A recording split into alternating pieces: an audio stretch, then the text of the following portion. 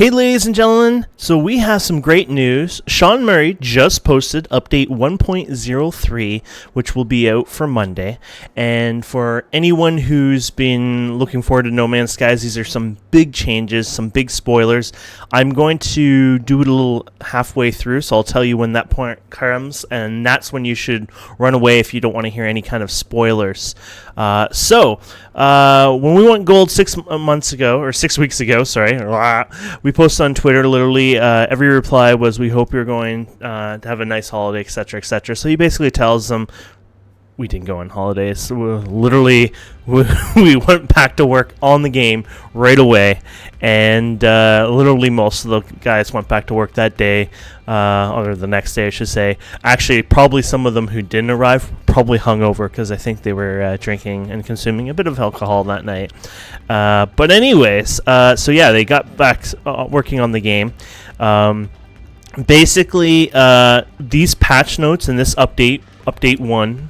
It's update 103 is going to be a common thing. In fact, they've decided that this is how it's going to be. Hello Games will continually updating No Man's Skies this way. This is the first of many. So it'll be available on Monday, and the press for press review once it exists for submission. So basically, the idea is the patch is going to exist on the PS4 come Monday sometime, and then of course people in the press could start playing with it, and then they'll start putting their reviews up basically Monday evening, very late, basically right at the launch, and then they'll go from there. Let me turn that down just a wee bit. I'm listening to 65 Days of Static. They just released their new album. So for 99.9% of the people, all you have to do is install the update before you begin to play. For you guys who have played the leak version of the game, or I shouldn't say leak, but if you were obtained an early copy of the game, it's recommended you delete everything and start from fresh. If you don't, you will miss a lot of opportunities, but your game will still work, but it's been suggested that you do start fresh, or you're going to miss a lot of things and a new experience to the game.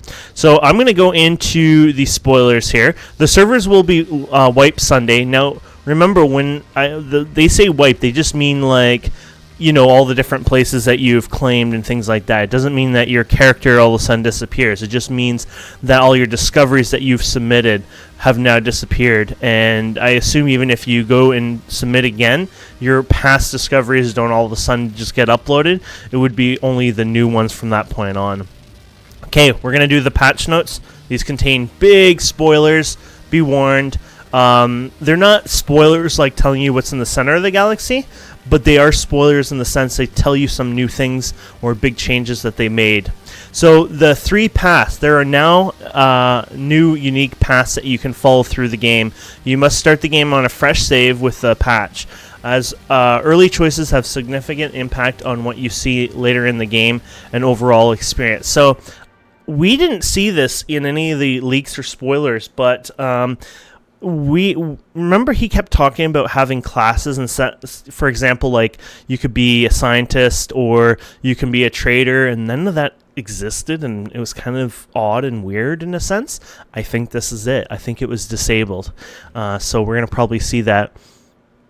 The universe. We changed the rules of the universe generation algorithm. Planets have moved. Environments have changed. Biomes. Galaxies have altered shape. All to create a variety of early galaxies, variety early. Greater variety early.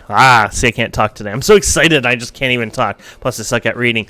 Galaxies are now up to 10 times larger. So basically, what he's saying is they've changed the seed, like you would change in Minecraft. They've also altered it. So think about Minecraft, and then think about having like 50 different sliders that let you change like the size of the biomes, the size of, different features, things like that. So they've changed that and made the galaxy a little more diverse at the start rather than being so the same, I guess.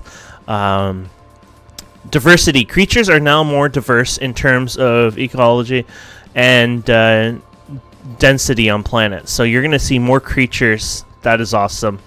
and more diverse creatures. Even more awesome. Planets. We've added dead moons, woohoo, low atmosphere, and extreme hazardous planets. Extreme hazards include blizzard and dust storms. That's awesome. Atmosphere. Space, night, and day skies are now 4x more varied due to new atmospheric system, which reflects light more accurately to allow more intense sunsets. So in a sense, the sky is going to look more beautiful. It's going to look really nice. That's going to sum it up. Planet rotation. Playtesting has made it obvious people are struggling to adjust during the play. Its effect has been reduced further. This kind of sucks. He put ... like, damn it. I agree with him. I'm seeing the issue here where it's like, damn it, players. And I know some of you guys are going to be like, well, unnerf it. And that might happen. I think that's why the ... there.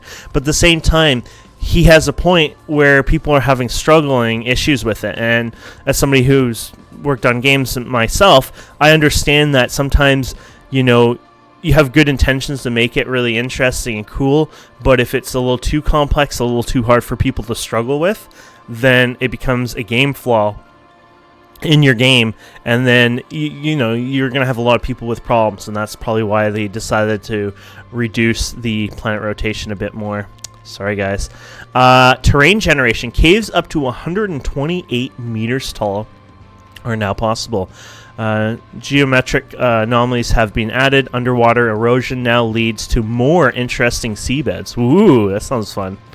Ship diversity. Wider variety of ships appear per star system and are available to purchase. Cargo and installed technologies are now vary more, and ships have more unique attributes. So here's a bit of a spoiler on this part.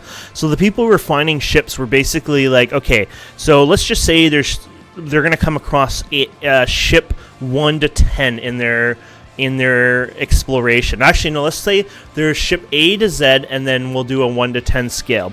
So they find they're in ship A, right? They find a ship B, and they see it has a minimum upgrade. So let's give that a 1 in the Richter scale of 10 of good upgrades. They find ship B, it also is 1. They find ship C, it's also 1. And they find ship D, it's also 1. They find ship Z, we'll just skip them, it's also 1 in the upgrade Richter scale.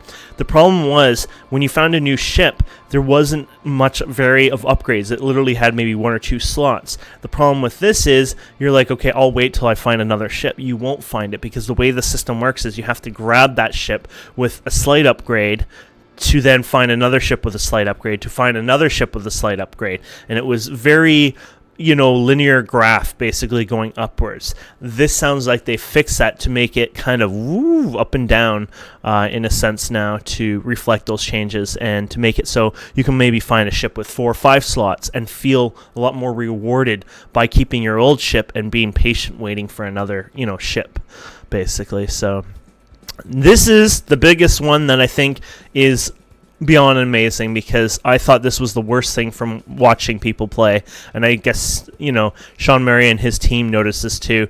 Inventory. Ship inventories now store 5 times more resources per slot. Thank you. That seems very appropriate. Suit inventories now store 2.5 times more per slot. Thank you. That's even also very nice. Maybe you guys who hoard iron will also hoard some other resources now. This encourages exploration and gives freedom from the beginning. We're probably going to increase this even further in the next update for people in the latter game phases, and will allow greater trading potential. Thank you so much. Trading. Now, this was one thing that we didn't really get to see a good decent amount. Besides some exploiting and trading, we didn't see like really much of a up and down economy.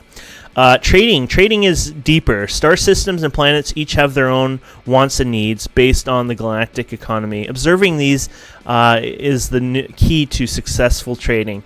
We will be working on justice based on how everyone plays, but all trading values have been rebalanced across the galaxy, giving greater depth. A bunch of trade exploits were uncovered and been removed. Ooh, thank you. Feeding. This is an interesting one too, because if you guys, this is spoils again, if you saw, you can feed creatures and they can become your pets, but now there's more depth to it. Creatures now have their own diet based on the planet and climate. Feeding them correctly will yield different results per species, such as mining for you, protecting the player, becoming pets, alerting you of rare loot, or pooping valuable resources. I like that one. Survival. Recharging hazard protection requires rare resources, making shielding shards useful again. Storms can be deadly. Hazard protection and suit upgrades have been added. Liquids are often more dangerous.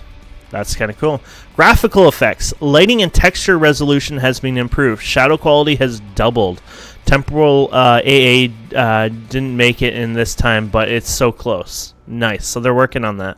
Balancing. Several hundred upgrades have had stat changes, mainly exosuit and ship, but also weapons. New weapons have been added. Combat. Auto aim and weapon aim has been completely rewritten to feel more gentle in general, but stickier when you need it. Sentinels now alert each other if they haven't been dealt with quickly. So in a sense, if you don't kill the sentinel, he'll be like, woo, woo, woo, woo, come help me. Yeah, I just did that. Sentinels will, okay. And quad and walkers AI are now much more challenging. Even I struggle with them without powered up weapon. Nice. Space combat. Advanced techniques have been introduced like braking, drifting, and critical hits. Ooh. Bounty missions and larger battles now occur. Ooh. Pirate frequencies have been increased as well as difficulty depending on your cargo. Beautiful. This is awesome because one thing we kind of noticed and struggled with from the leaks that we had seen, and remember, we're talking about spoilers, and this is not trying to spoil it, is that there wasn't much combat in the game. Now, we did finally see a video with decent amount of combat, but even then it was like, it's like, you know, that was cool, but like it seemed like that was like a 1 in a, 50-hour chance to see it, and I guess now they're trying to make it so, it's a little more frequent for people who want to do it. Exploits. Infinite warp cell exploit, rare goods trading exploit, among others removed. People using these cheats were running the game for themselves, but people are weird and can't stop themselves. Yep, that's human race right there for you. Stability. Foundations for building on super large planets resolve several low repro crashes, particularly when a player warped further than 256 light years in one session. This is interesting. Was only possible due to warp cell exploit or above. So I guess when they warp certain distance, I guess they were getting like, I guess they were hitting a certain energy or something that just crashed everything. That's weird. But anyways, there you go.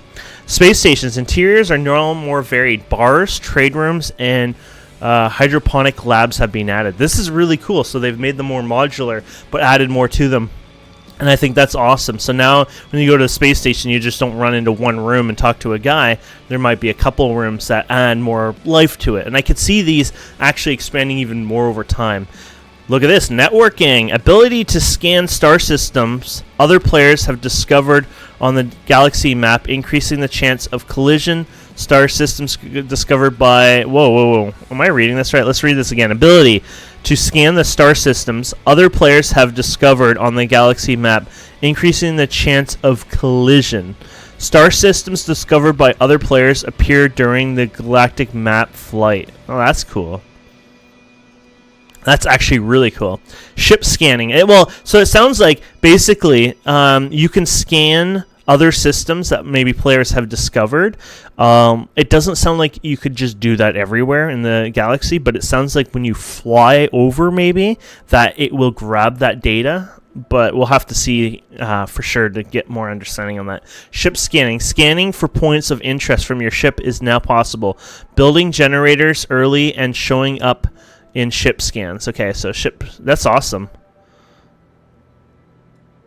Okay, that's good. Flying over terrain, pop-in shadow artifacts have been reduced. This is a huge one for people out there. All I kept seeing was the people who wanted to complain a lot, and it happens. I mean, they have the right to complain. It's the day of age that humans are in now. The pop-ins were the worst, so that should help. Generation speed has been decreased twofolds. Planets with large bodies of water will be targeted in the next update. Okay, so if you go to a planet with a lot of water, that's going to still have some problems, but that'll be in the next update. Writing. The Atlas path has been rewritten by James Swallow, the writer on Deus Ex and me. I think it speaks to other arching theme of player freedom more clearly now.